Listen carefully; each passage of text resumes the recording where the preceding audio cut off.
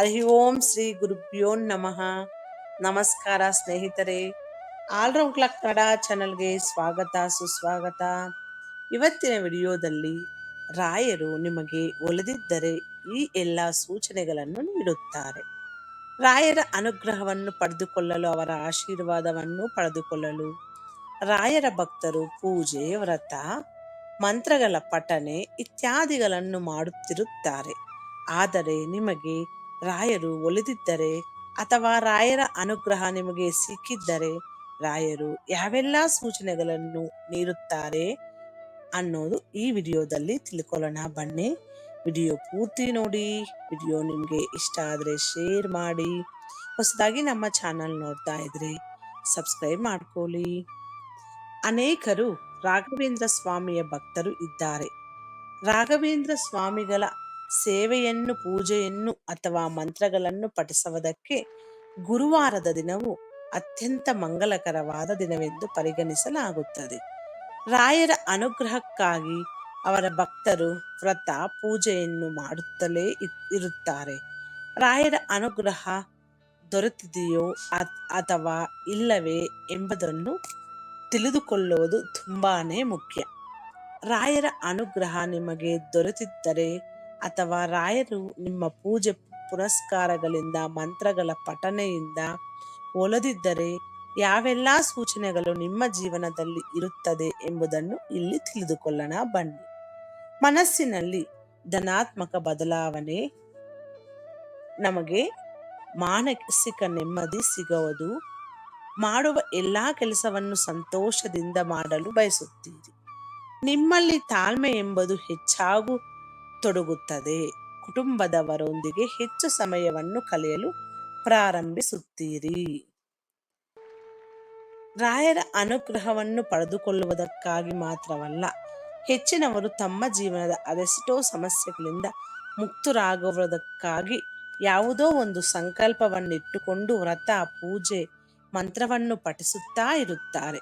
ಹಣದ ಸಮಸ್ಯೆಗಳನ್ನು ಪರಿಹರಿಸುವಂತೆ, ಉದ್ಯೋಗದಲ್ಲಿನ ಸಮಸ್ಯೆಗಳನ್ನು ಪರಿಹರಿಸುವಂತೆ, ಶೈಕ್ಷಣಿಕ ರಂಗದಲ್ಲಿನ ಸಮಸ್ಯೆಗಳನ್ನು ಹಾಗೂ ಇನ್ನಿತರ ಸಮಸ್ಯೆಗಳಿಂದ ಪರಿಹಾರವನ್ನು ನೀಡೆಂದು ರಾಯರ ಬಳಿ ಕೋರಿಕೆಯನ್ನಿಟ್ಟುಕೊಂಡು ಪೂಜೆ, ವ್ರತವನ್ನು ಮಾಡುತ್ತಿರುತ್ತಾರೆ. ಈ ಸಂಕಲ್ಪಗಳು ಈಡೇರಬಹುದು. ಇದು ರಾಯರ ಅನುಗ್ರಹ ನಿಮ್ಮ ಮೇಲೆ ಇದೆ ಎನ್ನುವುದಕ್ಕೂ ಉತ್ತಮ ಉದಾಹರಣೆಯಾಗಿದೆ. ಇಂತಹ ಅನೇಕ ಉದಾಹರಣೆಗಳನ್ನು ನಾವು ಸಾಕಷ್ಟು ಜನರಿಂದ ಪಡೆದುಕೊಳ್ಳಬಹುದು. ಈ ರೀತಿಯಾದ ಕನಸುಗಳು ಕೂಡ ನಮಗೆ ರಾಯರ ಸೇವೆಯನ್ನು ಮಾಡುವಾಗ ಈ ರೀತಿಯಾದ ಕನಸುಗಳನ್ನು ಬೀಳುವುದು ಖಂಡಿತ. ಇನ್ನು ರಾಯರು ನಿಮಗೆ ನೀಡುವ ಮೂರನೇ ಸೂಚನೆ ಎಂದರೆ ಅದುವೇ ಅವರು ನಿಮ್ಮ ಕನಸಿನಲ್ಲಿ ಕಾಣಿಸಿಕೊಳ್ಳುವುದಾಗಿದೆ. ನೀವು ರಾಯರ ಸೇವೆಯನ್ನು ಮಾಡುತ್ತಿದ್ದರೆ, ರಾಯರನ್ನು ನೆನೆದು ಯಾವುದೇ ವ್ರತವನ್ನು ಮಾಡುತ್ತಿದ್ದರೆ ಅಂತಹ ಸಮಯದಲ್ಲಿ ರಾಯರು ಕಾವಿ ಬಟ್ಟೆಯನ್ನು ತೊಟ್ಟು ಸನ್ಯಾಸಿಯ ರೂಪದಲ್ಲಿ ನಿಮ್ಮ ಕನಸಿನಲ್ಲಿ ಕಾಣಿಸಿಕೊಳ್ಳುತ್ತಾರೆ. ಇನ್ನು ಕಾಮಧೇನು ರೂಪದಲ್ಲಿ, ವೃದ್ಧರ ರೂಪದಲ್ಲಿ ಅಥವಾ ಹಯಗ್ರೀವ ಅಂದರೆ ಬಿಳಿ ಬಣ್ಣದ ಕುದುರೆ, ಆನೆ ನಿಮ್ಮ ಕನಸಿನಲ್ಲಿ ಕಾಣಿಸಿಕೊಳ್ಳುವುದು, ಇವೆಲ್ಲ ಸೂಚನೆಗಳು ರಾಯರು ನಿಮ್ಮೊಂದಿಗೆ ಇದ್ದಾರೆ, ನಿಮಗೆ ಅವರ ವಿಶೇಷ ಅನುಗ್ರಹ ದೊರೆಯುತ್ತದೆ ಎಂಬರ್ಥವಾಗಿದೆ. ಹೂವಿನ ಪ್ರಸಾದವನ್ನು ನೀಡುವುದು. ರಾಯರು ಪೂಜಿಸುವ ಸಮಯದಲ್ಲಿ ಅಥವಾ ರಾಯರನ್ನು ನಂಬಿ ಏನಾದರೂ ಬೇಡಿಕೊಳ್ಳುತ್ತಿದ್ದರೆ ಅಂತಹ ಸಮಯದಲ್ಲಿ ರಾಯರ ವಿಗ್ರಹ ಅಥವಾ ಫೋಟೋದಿಂದ ಹೂವುಗಳು ಕೆಳಗೆ ಬಿದ್ದರೆ ಅಥವಾ ರಾಯರು ಹೂವಿನ ಪ್ರಸಾದವನ್ನು ನೀಡಿದರೆ ಅದು ನಿಮ್ಮ ಮೇಲೆ ರಾಯರ ಅನುಗ್ರಹ ಇರುವುದನ್ನು ಸೂಚಿಸುತ್ತದೆ. ರಾಯರು ನಿಮಗೆ ಒಂದಲ್ಲ ಒಂದು ಮಾರ್ಗದಲ್ಲಿ ದರ್ಶನ ನೀಡುವುದು. ಇನ್ನು ರಾಯರು ನಿಮ್ಮೊಂದಿಗಿದ್ದಾರೆ ಎಂದು ಹೇಳುವ ಐದನೇ ಸೂಚನೆ ಏನೆಂದರೆ, ನೀವು ಯಾವುದಾದರೂ ಊರಿಗೆ ಅಥವಾ ಇನ್ಯಾವುದೇ ಸ್ಥಳಕ್ಕೆ ಹೋದಾಗ ರಾಯರ ದೇವಸ್ಥಾನಗಳ, ಮಠಗಳ ಅಥವಾ ವಿಗ್ರಹ ಅಥವಾ ಫೋಟೋಗಳ ದರ್ಶನವಾಗುವುದು. ನೀವು ಹೋಗುವ ದಾರಿಯಲ್ಲಿ ನಿಮಗೆ ರಾಯರ ಮಠಗಳು ಸಿಗುವಂಥದ್ದು ಕೂಡ ರಾಯರು ನಿಮಗೆ ಒಲಿದಿದ್ದಾರೆ ಎಂಬುದರ ಸೂಚನೆ ಆಗಿದೆ.